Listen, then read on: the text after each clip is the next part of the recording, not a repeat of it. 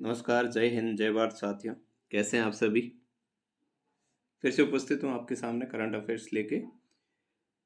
कल जो प्रश्न पूछा था यस्टरडे क्विज के रूप में, उस पर बात कर लेते हैं, उसके बाद अपन आगे बढ़ते हैं। हाल ही में केंद्रीय मत्स्य पालन मंत्री ने कौन सा ऐप लॉन्च किया?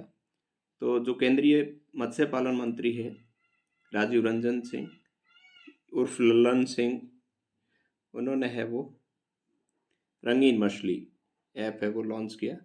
इसमें विभिन्न तरह की जो है मछलियों के बारे में जानकारी दी जाएगी। साथ ही ये ऐप जो है वो 8 भाषाओं में काम कर रहा है।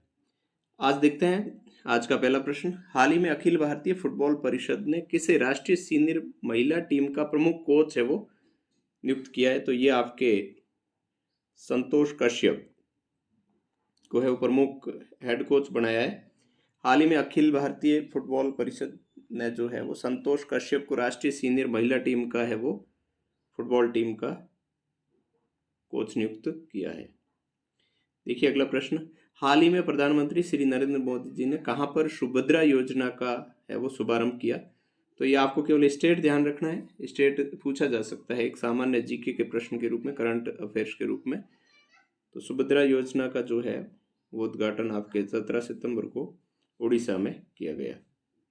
आइए देखते हैं इससे रिलेटेड फैक्ट्स। हाल ही में प्रधानमंत्री श्री नरेंद्र मोदी ने उड़ीसा में सुभद्रा योजना का शुभारंभ किया। प्रधानमंत्री श्री नरेंद्र मोदी ने 17 सितंबर को महिला केंद्रित योजना है सुभद्रा योजना का शुभारंभ किया। इसके अतिरिक्त उड़ीसा में जो है 3800 करोड़ रुपए से अधिक और रेलवे और नेशनल हाईवे प्रोजेक्ट है उनका अनावरण किया। तो ये तो आपको एडिशनल फैक्ट के रूप में याद रखना है। देखिए अगला प्रश्न। हाल ही में टॉप गन कप में पुरुषों की 10 मीटर एयर पिस्टल स्पर्धा में किस भारतीय ने स्वर्ण पदक जीता? इसका राइट आंसर हो जाएगा आपके अनमोल जैन। भारतीय निशानेबाज अनमोल जैन ने शानदार प्रदर्शन करते हुए टॉप गन कप में पुरुषों की जो है वो 10 मीटर एयर पिस्टल स्पर्धा में वो स्वर्ण पदक जीता। 2 दिवसीय निशानेबाज जो शूटिंग कंपटीशन है उसका आयोजन टॉप गन शूटिंग अकादमी में किया गया। तो इसमें भी आपको केवल नाम याद रखना है। उसके बाद देखिए अगला प्रश्न। राजस्थान सरकार द्वारा जनजाति सलाहकार परिषद की इस वर्ष की पहली बैठक कब आयोजित की गई? तो इसका जो आपके राइट आंसर हो जाएगा आपके 30 जुलाई को। इसमें आपको ज़्यादा याद रखने लायक नहीं है, केवल जनजातीय क्षेत्रीय विकास मंत्री श्री बाबूलाल खराड़ी ने विधानसभा में आश्वस्त किया था कि राज्य सरकार द्वारा जनजातीय सलाहकार परिषद की बैठक हर 3 महीने में आयोजित की जाएगी और राज्य सरकार द्वारा 30 जुलाई को 2024 को जनजातीय सलाहकार परिषद इस वर्ष की पहली बैठक आयोजित की गई। राज्य सरकार ने टीएसपी फंड को 1000 जो करोड़ रुपए से बढ़ाकर है वो 1500 करोड़ कर दिया गया है। तो आपको केवल फंड ध्यान रखना है, टीएसपी का जो फंड है वो भी बढ़ा दिया।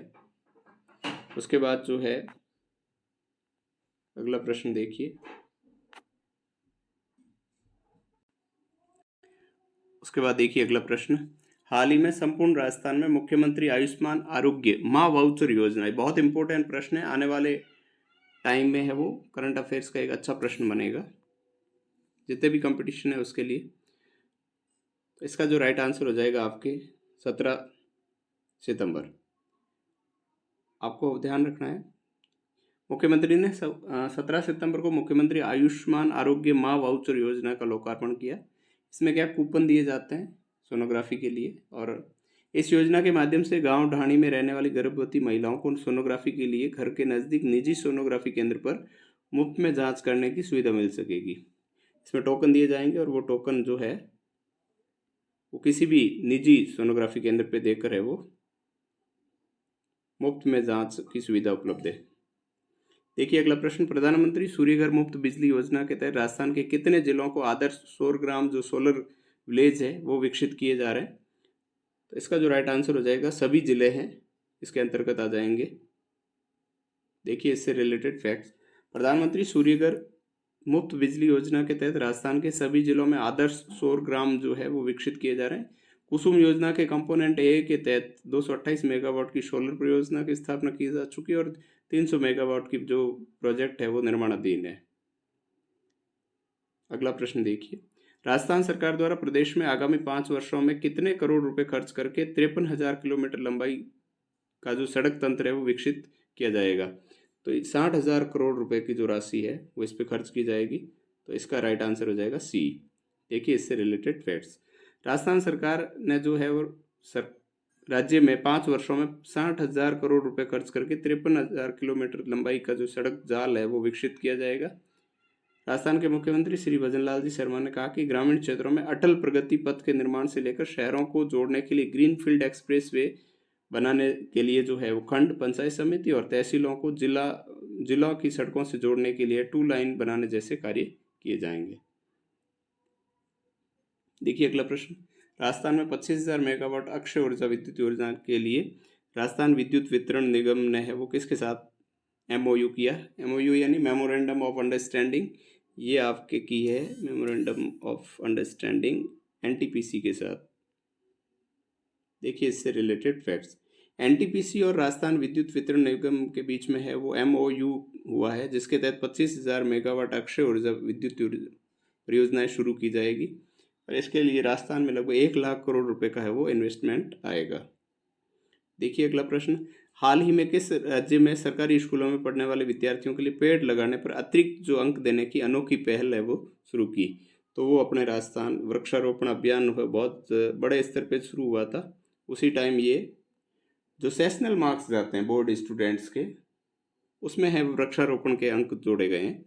तो राजस्थान के सरकारी स्कूलों में जो है नई योजना शुरू की गई। स्कूलों में पढ़ने वाले बच्चों को पेड़ लगाने पर एक्स्ट्रा अतिरिक्त 17 अंक देने का फैसला किया। उसी में है वो वृक्षारोपण के पॉइंट डाल दिए।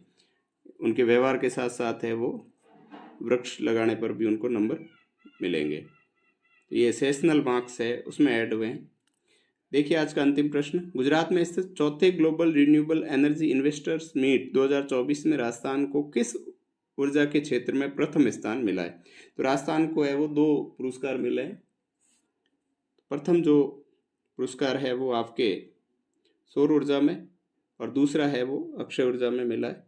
तो आपको इसका राइट आंसर है वो सौर ऊर्जा करना है। आइए देखते हैं इससे रिलेटेड फैक्ट्स।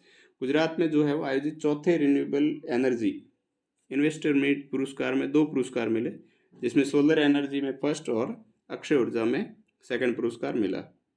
उसके बाद देखिए आज का क्विज का जो प्रश्न है वो एशियाई हॉकी चैंपियनशिप ट्रॉफी है वो किसने जीती? इसके ऑप्शन आपके भारत, चीन, दक्षिण कोरिया और जापान।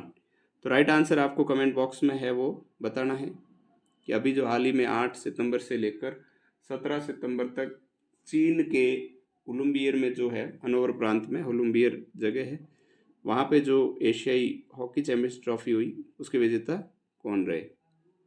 ये आज के जो है वो जीके के प्रश्न है। साथ ही आप मेरे चैनल पे अगर नए हैं तो मेरे चैनल को है सब्सक्राइब करें। साथ ही साथ है कमेंट सेक्शन में आप जवाब जरूर दें। जय हिंद।